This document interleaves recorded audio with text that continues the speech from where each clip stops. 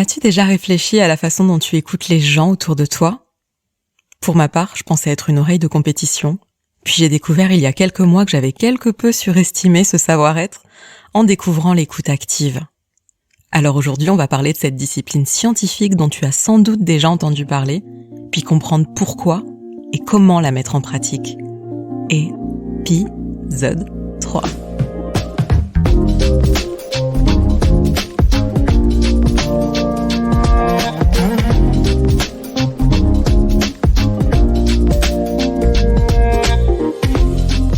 Bonjour et bienvenue, je suis Anissa Ali, je suis fascinée par les comportements et tout ce qui se joue dans les relations humaines et je me forme en thérapie conjugale et familiale.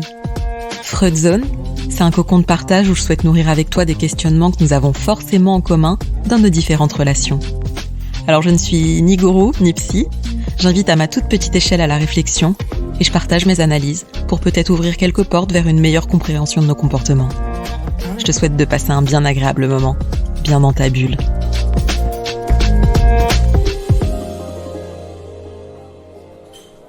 Nous consacrons des années à l'apprentissage de la lecture et de l'écriture, et il nous faut des années pour apprendre à parler. Mais avons-nous vraiment appris à écouter ? Des recherches montrent que nous retenons entre 25 à 50% de ce que nous entendons. Non mais ça rentre comme ça sort en vrai. Et ces pourcentages plongent dans les abysses lorsque l'on n'est pas attentif, distrait, sur notre téléphone par exemple, ou en mode multitâche. Écouter l'autre peut paraître facile, voire anodin, mais manifestement, la véritable écoute, celle qui aide à établir les relations, à résoudre des problèmes et à assurer la compréhension, on le fait peut-être rarement correctement. Encore plus dans nos routines hyperconnectées, dans le brouhaha de notre vie, dans notre propre brouhaha mental parfois, où on enchaîne les appels, les déplacements et les rendez-vous. Est-ce que tu te souviens de ta vie de fou d'avant le confinement ? Pourtant, la véritable écoute, c'est l'une des compétences les plus importantes qu'on puisse avoir et développer dans nos vies. Car la qualité d'écoute a un impact direct et majeur sur notre efficacité au travail et dans toutes nos relations.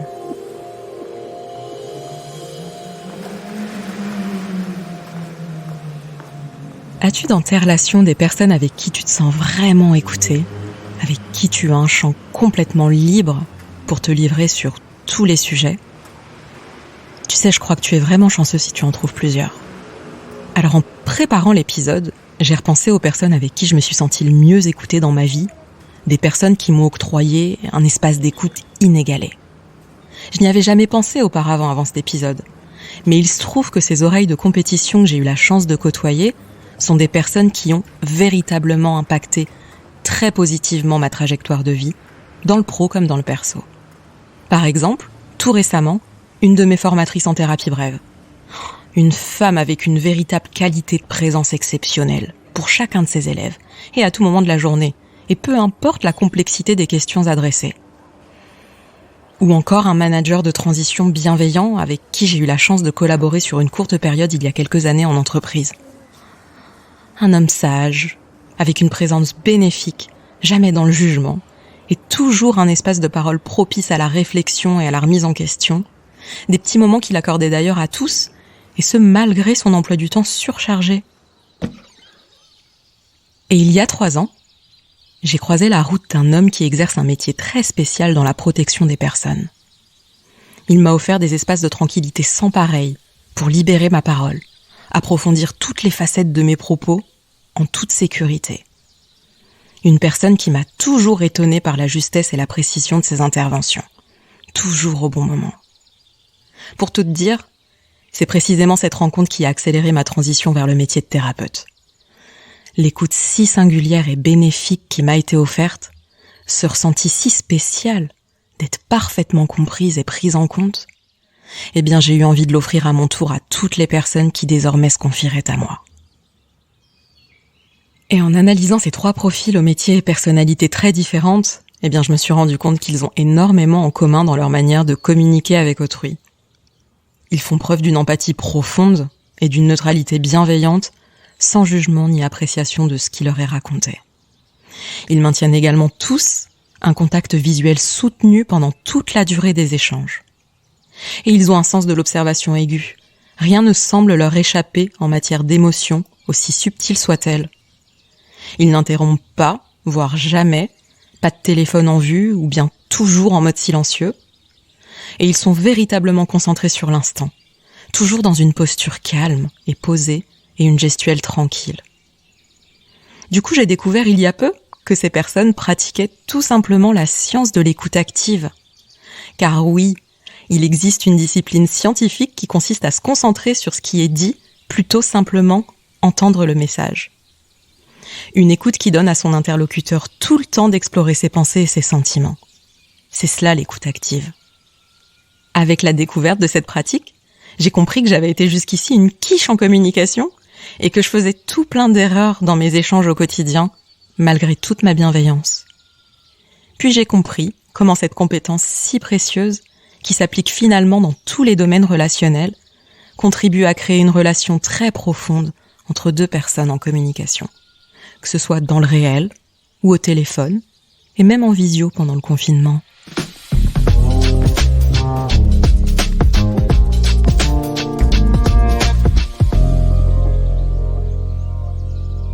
Alors l'écoute active, c'est une discipline conceptualisée par monsieur Carl Rogers, qui est psychologue humaniste américain, et il y trouve de nombreuses applications dans la psychothérapie, la relation d'aide, et même la médiation et l'éducation. Alors j'ai donc découvert que l'écoute active, c'est écouter avec un effort conscient, pour entendre non seulement les mots prononcés par une autre personne, mais plus important encore, le message complet transmis dans toute sa dimension verbale et non verbale. Alors le non-verbal, c'est toutes les informations un peu plus subtiles, contenues dans un échange qui passe par la gestuelle, les affects, la respiration, les micro-expressions et aussi le silence. Car les mots expriment la forme, et quant à eux, les silences et les gestes expriment le fond. L'écoute active induit une concentration, de l'observation, être dans l'ici et maintenant. C'est véritablement être là pour prendre en compte l'autre dans toute sa dimension physique et émotionnelle, et non pas pour répondre. Alors l'écoute devient active lorsque la personne qui la pratique participe activement à la compréhension du message, quand on écoute en conscience. Ainsi, on s'adapte pleinement à son interlocuteur avec empathie pour obtenir une interaction fluide. Et plus concrètement, ça consiste notamment à écouter sans interrompre, questionner régulièrement, reformuler, bien tenir compte de la sémantique, confirmer ce qu'on a compris. Clairement, l'écoute active, ça va à l'encontre de notre écoute classique, car notre réflexe naturel n'est pas de nous taire, mais de répondre, d'intervenir, avec le prisme de notre grille de lecture ou de notre carte du monde. Écouter activement, c'est suspendre en quelque sorte l'emballement naturel de nos jugements, de nos croyances et de nos interprétations. Cela demande donc un véritable effort conscient pour faire taire son propre discours. Il faut vraiment se faire violence pour ne pas intervenir tout de suite dans une discussion ou interpréter ou encore prodiguer des conseils ou des solutions au moment où l'autre s'exprime. Alors avant de partager avec toi les outils et méthodes que j'ai appris, j'aimerais qu'on explore ensemble quelques habitudes de communication que nous avons tous en commun. Des habitudes qui peuvent entraver la qualité de nos conversations, que ce soit au travail ou avec nos proches. Alors c'est justement une autre pointure en psychologie, Thomas Gordon, qui les a listés, et on les appelle aussi obstacles à une bonne communication. Tu les trouveras facilement sur Google. Typiquement, ce sont des réflexes, des réponses parfois stéréotypées, ou des façons d'intervenir quand quelqu'un tente de nous parler d'une émotion ou d'un problème. Pour te donner quelques exemples. Quand on répond à un problème en donnant des ordres. Allez hop, mets-toi en mode guerrier, fais-toi une to-do list, lève-toi tôt et va faire du sport. Oh, tu verras, tu te sentiras tellement mieux. Autre cas, quand on moralise, prêche ou fait la leçon avec des formules du type « Allez, il faut faire confiance à la vie, tu devrais pas te faire de soucis, allez, c'est pas ça qui va régler ton problème, hein ».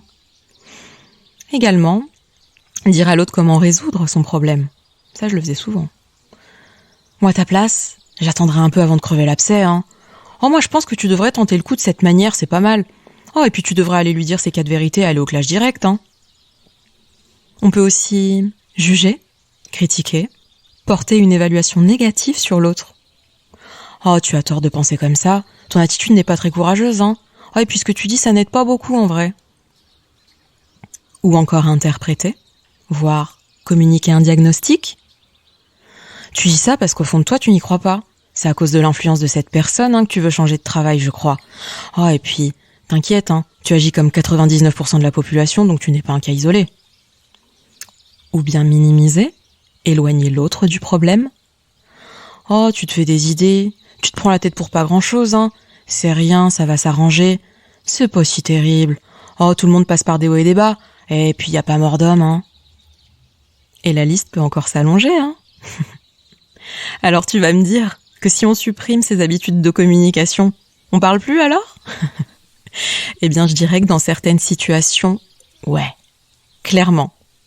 Et dans d'autres, je dirais que l'on parle peut-être moins, et peut-être mieux. Ouais, écouter activement quelqu'un, ça ne veut pas dire rester mieux comme une carpe, Ça implique simplement un réajustement de ses réflexes et un comportement d'écoute approprié.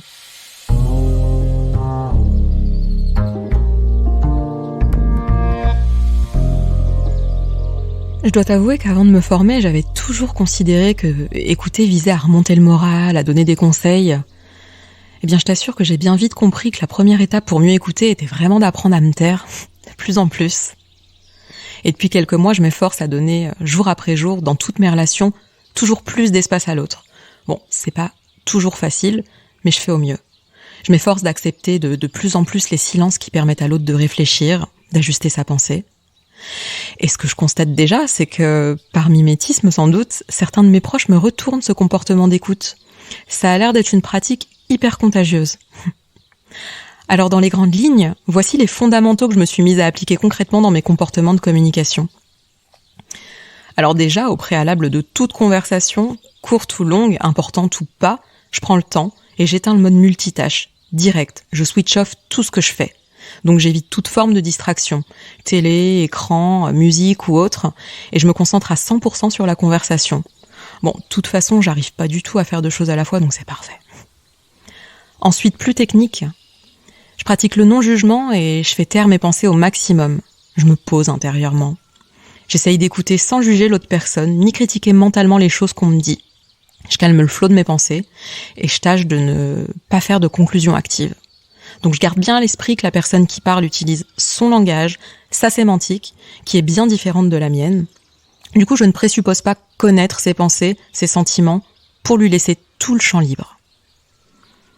Aussi, j'essaye le moins possible d'interrompre ou d'imposer mes solutions. J'essaye du mieux que je peux de laisser l'interlocuteur terminer chaque point avant de poser des questions. J'essaye de ne plus le couper, soit en terminant sa phrase ou en dégainant direct des contre-arguments comme je pouvais le faire auparavant. Je pense que l'interruption, elle peut être interprétée comme certains comme je me fiche de ce que tu penses, ce que j'ai à dire est plus intéressant et du coup, je m'abstiens au max de le faire. Et lorsque j'écoute un ami ou un collègue évoquer un problème, eh bien j'évite de suggérer des solutions, sauf quand on me le demande ouvertement. Car j'ai aussi appris qu'un conseil non demandé est rarement apprécié ni suivi. Alors j'apprends toujours plus à me taire. Je donne un feedback régulier aussi, tout au long de l'échange. Donc non, je ne reste pas muette comme une carpe dans mes conversations. Je comprends mon interlocuteur et je lui signifie soit en paraphrasant de temps en temps le contenu du message, ou j'acquiesce, simplement, je montre ma compréhension à travers des expressions faciales, ou ah oui, très souvent j'utilise le vous voyez le truc ? Autre technique, je pose aussi des questions ouvertes, pour laisser place à des réponses détaillées. J'essaye de poser des questions au bon moment, je m'intéresse en tâchant de ne pas être trop envahissante. Du coup, je veux m'assurer de bien comprendre. Donc je lâche des phrases du style « Tu veux dire que... Est-ce que tu pourrais m'en dire plus ? Est-ce que tu pourrais me donner un exemple ?» Très important aussi, en face à face, je maîtrise le non-verbal. Donc je crée les conditions de posture et d'attitude qui créent un environnement dans lequel les gens se sentent, enfin je l'espère, écoutés et compris. Dans l'immobilité physique, par exemple. Parce qu'en gros, plus le corps est détendu, plus l'esprit est calme. Et plus on est calme, mieux on écoute. Je maintiens également le contact visuel, car c'est l'un des moyens les plus efficaces de montrer à l'autre qu'on est à l'écoute, intéressé et engagé.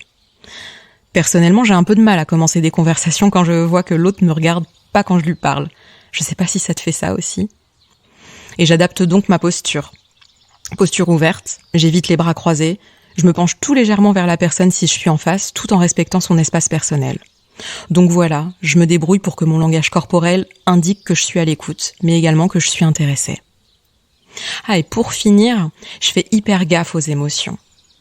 Au téléphone, pendant le confinement, je me concentre vraiment sur les respirations, les silences, les timbres de voix, pour obtenir de précieuses informations sur l'état émotionnel de l'autre, ses besoins, puis adapter ma communication. Parler moins et écouter davantage. C'est un sacré taf de reprogrammation au quotidien. Et je pense que, pour ma part, je suis encore un peu loin du compte. Ouais, ce sont des efforts, du self-control. Mais je pense sincèrement que cela peut être à la portée de tout le monde. Dans une société où on est pas mal intéressé par ce que publient nos amis sur les réseaux sociaux, et parfois même plus intéressé que par le fait de les voir en personne pour écouter ce qu'ils peuvent avoir à nous raconter, eh bien je pense que cette compétence est clé, voire complètement indispensable à développer.